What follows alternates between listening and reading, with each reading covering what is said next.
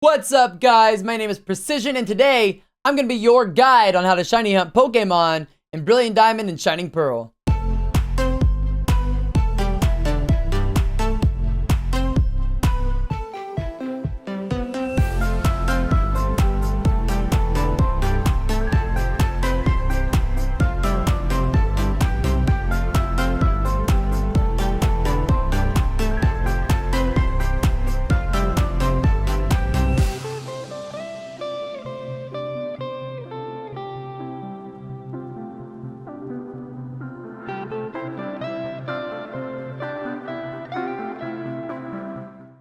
First of all, happy Brilliant Diamond Shining Pearl week. Sinnoh is my favorite generation, so I've been waiting on this game forever. I hope you all are enjoying the games, having fun with your playthroughs. Let me know down below what your favorite part so far is. There's gonna be chapters down below with timestamps so you can skip to different parts or different methods and whatnot. But let's get into it. But yes, the first thing about shiny hunting that you should know is what you can and cannot shiny hunt. Starters. You can shiny hunt the starters, baby. It seems to be just about the same as the original Diamond Pearl with a very long reset. The Starly that you encounter in that encounter can be shiny, so there are uncatchables, and you cannot see the shiny in the starter selection screen. So you are gonna have to choose your starter and continue with the encounter before you can tell if it is shiny. In terms of legends, it doesn't seem like they've locked any legendary Pokemon. You should be able to shiny hunt any legendary Pokemon in this game, but when it comes to mythics, that's a different story. Those seem to be locked right now, at least for certain, the Jirachi and Mew that we know we get. If the Manaphy eggs work like we're expecting them to, where the gift eggs are the same each time, then that also would not be able to be shiny, and it doesn't seem like you'd be able to exploit it like you can the original Gen 4 Manaphy either. But altogether, I think this is probably the most generous they've been with shiny locks since the OG Gen 4. You can shiny hunt the box legendary Pokemon. You can shiny hunt all of the other legendary Pokemon. And thank God they went back on that change where they decided to shiny lock starters in Gen freaking 8. And also,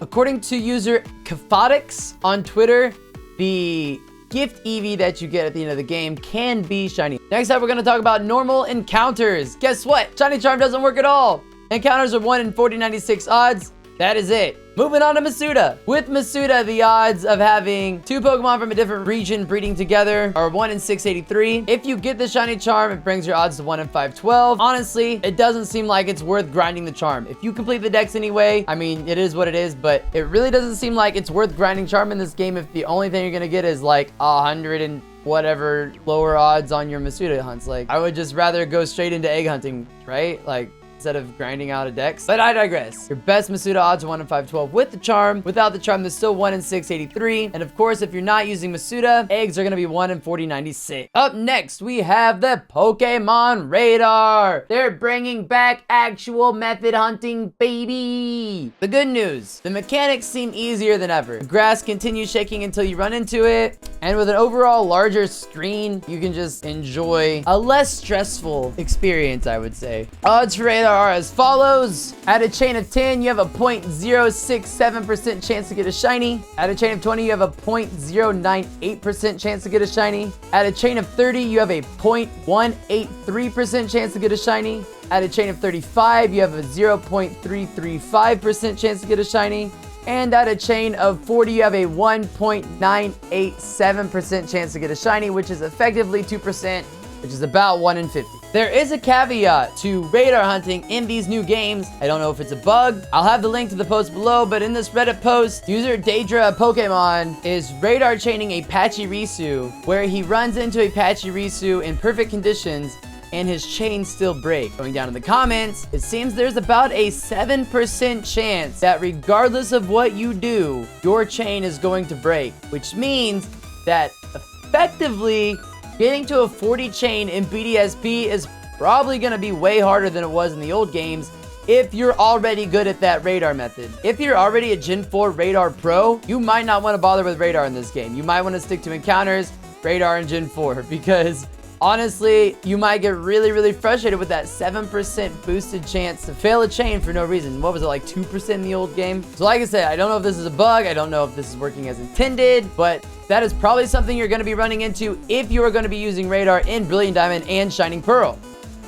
And finally, we have the best for last, the new underground system, the grand underground hideaways, whatever they're called, whatever it is. Oh my goodness, this looks fun. Odds are the same, 1 in 4096. If you get one of those fancy green shiny statues, you get an extra shiny roll. It's important to note that Pokemon do not appear shiny in the overworld. You will have to encounter the Pokemon to see if they're going to be shiny. Also, soft resetting the hideaways is not going to net you new Pokemon. It seems like the most effective way is going to be to leave the area and come back in, sort of like a runaway encounter, to reset the spawns that way. That is it. That is everything we know about the various methods and the various odds for shiny hunting in Brilliant Diamond and Shining Pearl. There are a couple of honorable mentions I want to get in there. 1, you can do runaway encounters for the Heatran. So you can encounter them, leave, and come back, just like you can with the Reggies or whatever. And number 2, it seems that you are not going to be able to do any clock funny business in this game. They've done this before. One example I can think of is the Gen 7 island scanning. If you adjust your clock in any way, you get locked out of those events for 24 hours. So if you adjust your clock, you cannot encounter Drifloon for 24 hours in PDSP.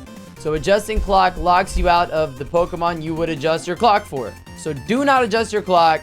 It's going to have to be manual. I'm assuming it's going to be the same with Honey Trees, where you're going to have to wait the 6 hours to check. I was hoping this might not be the case. Unfortunately, it looks like it's going to be. It is what it is, but it's something you should know going into these games. Guys, and thank you for watching this video. If you found it helpful in any way, please hit that subscribe button. That helps so much. And if you liked it, please give it a thumbs up, because that helps an actual ton too. I'm streaming these games, and I'm streaming Pokemon every night, guys. Come check me out, twitch.tv/precision. Come hang out, join us on the fun shiny hunt with us, or just say hello. Again, I appreciate you so much for watching this video. That in itself means so much to me. Good luck on your hunting, and we'll see you in the next one.